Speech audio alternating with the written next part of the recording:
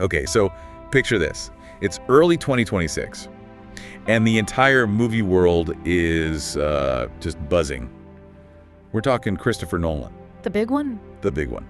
He's fresh off Oppenheimer. He can do whatever he wants, and what he wants to do is Homer's The Odyssey. Which, on paper, sounds like a perfect match. I mean, Nolan loves complex timelines, massive scale.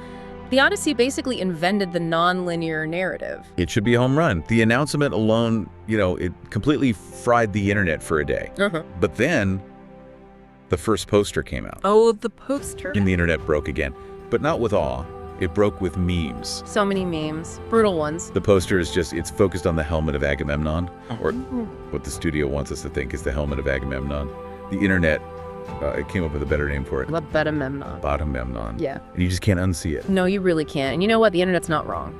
So that's what we're doing today. This is our deep dive. We're going to unpack this whole Batamemnon thing, not just, to have a laugh. Although we will. We absolutely will. But to figure out what it says about Hollywood's sort of weird vision of history and why getting these details right actually matters. Yeah, we're going to get into why this helmet is so wrong, why everyone is mysteriously wearing trousers, and a really interesting psychological thing about why fantasy films need more realism, not less. Okay, so let's start right there. The Batamemnon incident. For anyone who's, managed to avoid it this week, just paint the picture. What are we looking at? So you've got Agamemnon, the High King, right? He's all moody, staring out of the shadows. But the helmet, it's a cowl. It's not a helmet that sits on his head. It frames his face. It's very superhero. It's literally a superhero cowl. It covers the cheeks. It's tight to the skin. It has these weird stylized ridges. It looks like they went into the prop warehouse for The Dark Knight Rises and just, spray painted a bat cowl bronze. Right. And this is so jarring because Agamemnon wasn't just a made-up guy.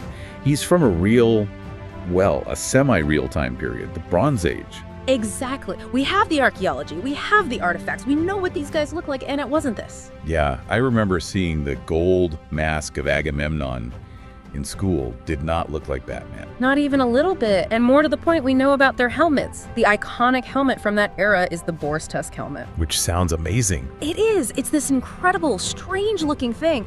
They would literally take dozens of tusks from wild boars, slice them into plates, and sew them onto a leather cap. Wow. It's this really organic, intimidating-looking thing. It basically screams, I kill very dangerous animals for fun, but the key thing is it sits on the head, it doesn't have a faceplate, it doesn't frame the eyes. So swapping that out for this bat mask, you're not just changing an accessory. You're changing the entire historical context. You're pulling a Bronze Age warlord out of his world and dropping him into a generic comic book movie. Yeah. It just signals a total lack of curiosity. And people are comparing it to older films, right? Like Troy. Which is damning. I mean, Troy came out in 2004, and yeah, it played pretty fast and loose with the story. But the costumes, they at least got the silhouette right.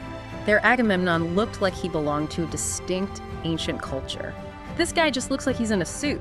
It's wild that Troy is now the benchmark for accuracy. Even the video game, Total War. Troy did a better job. Yeah. They understood that the Bronze Age was weird. These people didn't look like Romans. They didn't look like knights. They had their own thing going on. Well, speaking of aesthetics, yeah, we have to talk about the rest of the cast because it's not just the helmet. No, it is not. Let's do Anne Hathaway as Penelope. Odysseus' wife. Yeah. I mean, she's Hollywood royalty.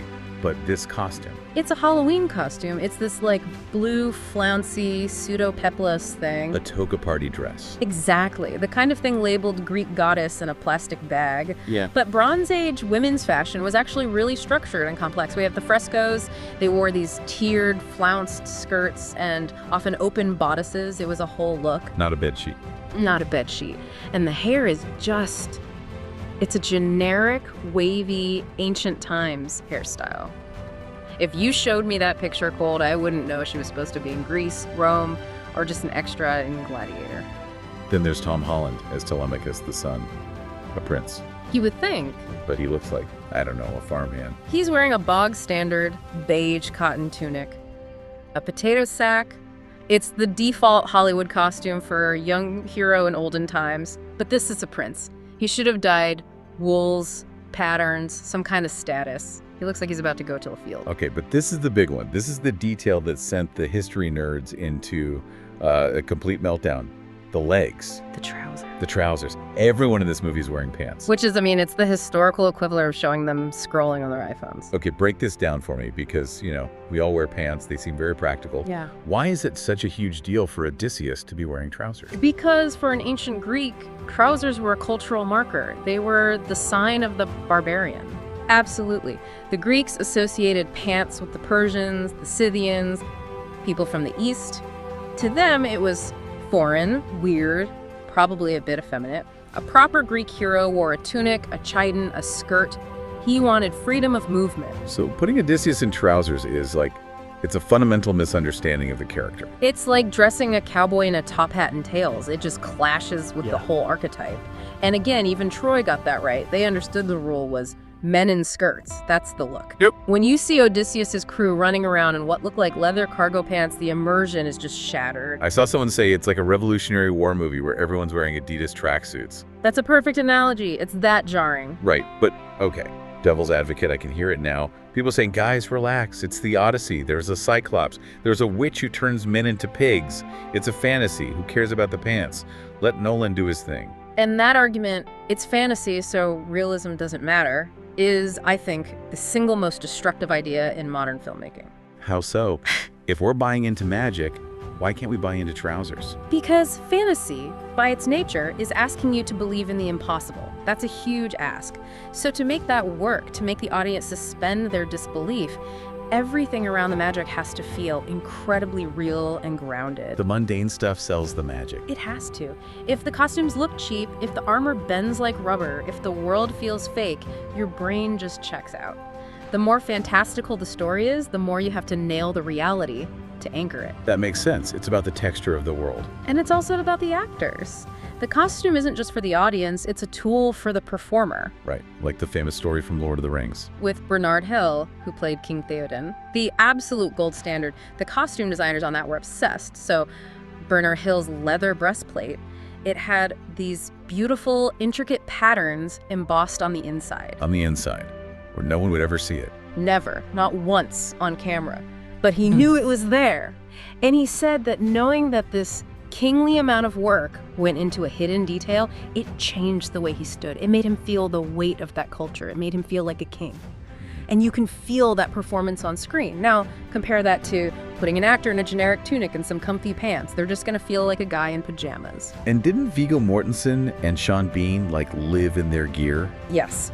They wore it, they slept in it, they repaired it themselves. So by the time the cameras rolled, those costumes looked lived in. Yeah. They had a story. The problem with what we've seen from this Odyssey is that everything looks like a costume.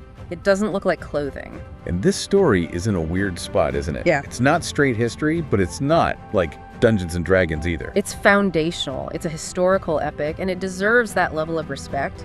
You think of a movie like Ben-Hur, they took that world deadly seriously. They built it from the ground up. This feels like they just built a mood board, a lazy one. Which brings us to the whole vibe of the film. Beyond the specific costumes, people are just calling it brown. Brown, muddy, flat, boring. Why is that the go-to look for history now? This idea that serious has to mean drained of all color. It's this gritty filter that's taken over. There's a belief that if something is colorful, it must be for kids, like a cartoon. So to make it feel adult and realistic, you just wash everything out in browns and grays. And throw in a lot of black leather. Oh God, the black leather. I saw one historian describe the look as BDSM classical Greeks done on the cheap. That is a very vivid description. But it's accurate. Look at the stills. Everyone's in black leather cuirasses, black leather bracers. It's a trope, and it's wrong. But leather is tough, right? Isn't it good for armor?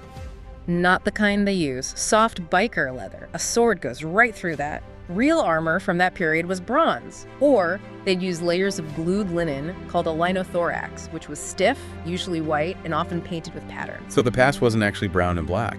Not at all. The Bronze Age was an explosion of color. We're talking saffron yellows, deep indigo blues, the famous Tyrian purple. Their palaces were covered in brightly painted frescoes. Their bronze weapons would have been polished to shine like gold. Look glittering. It should look like a jewelry box. If you were a king, you didn't want to blend in. You wanted to be a shining beacon on the battlefield. It's just like in the 18th century when soldiers wore bright red coats and gold lace. Humans have always loved color. So this Batamemnon helmet, the cowl thing, is that just because they want to see the actor's face? That's the excuse, yeah. We can't cover up our star. But you said the historically accurate helmet, the boar's tusk one. Doesn't have a faceplate. That's the supreme irony of it all. If they had just used the actual, real, cool-looking helmet, the actor's face would be completely visible. That's maddening. They could have been accurate and practical. It's a total failure of imagination. They solved a problem that didn't exist by creating a much bigger one. It just feels cowardly. You look at a film like The Northman. That was gritty, but it was also weird and specific. It felt alien. Yes. The Northman trusted its audience. It said, the past is strange, deal with it. And it was so much more immersive because of that.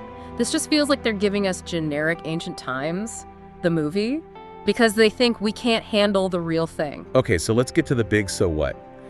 Why does this matter to anyone outside of, our niche? People will still go see it. It matters because for most people, movies are their history lesson. The vast majority of people are not reading academic journals about Mycenaean pottery. Their picture of the past comes from the screen. 100%. You say Roman, people picture gladiator. You say Viking, they picture, well, Vikings. So when a huge blockbuster film shows the Bronze Age as this drab, brown, leather-clad world, yeah, that becomes the reality in millions of people's minds. It flattens history. It makes our ancestors seem primitive and boring. Exactly, and they weren't. They were artistic and colorful and strange and sophisticated. When you strip all that away, you're not just making a bad costume choice, you're kind of insulting their memory. You're replacing their actual culture with a cheap, modern trope. There's also just the simple economic side of it. Going to the cinema is expensive. It's a whole event. You're paying, what, 20, 30 quid for a ticket plus snacks? Yeah. If I'm paying for a spectacle, I don't want to see something that looks drab and boring. That's the thing. Why spend all that money if the visual experience is just brown people in a field? You can wait for streaming. A historical epic should justify the big screen. It should transport you. We should be getting this, glittering world. Yes. Give us the wine-dark sea, the palaces, the gold-inlaid swords, the strange ruins. Make us feel like we've actually traveled back in time. Don't just give us Batamemnon. It really is going to be the word of 2026, isn't it? Batamemnon. I'm afraid so. It's a perfect symbol for lazy, uninspired filmmaking. So to sum up this deep dive, we wanted Homer. We wanted a historical epic. We wanted the weird, colorful world of the Bronze Age. And instead, we got a superhero movie with bad pants, no color palette. Pretty much. And I guess that leaves us with a final thought for you to chew on. Storytellers have a huge responsibility for how we see the past. If this is the lens we use to view our ancestors, this lazy, brown, leather-clad lens, are we robbing them of their complexity? Are we robbing ourselves of our own history just to make a movie that's easier to sell? Are we just turning our ancestors into generic background characters? I think we might be. Oh, on that profoundly depressing note, I'm going to go find a big, manly, horny, helmeted Viking to cheer myself up. Or just dismantle the sofa. That feels like the right kind of energy. Please do not dismantle the studio sofa. We still need it. No promises. Thanks for listening to this deep dive, everyone. We'll see you next time.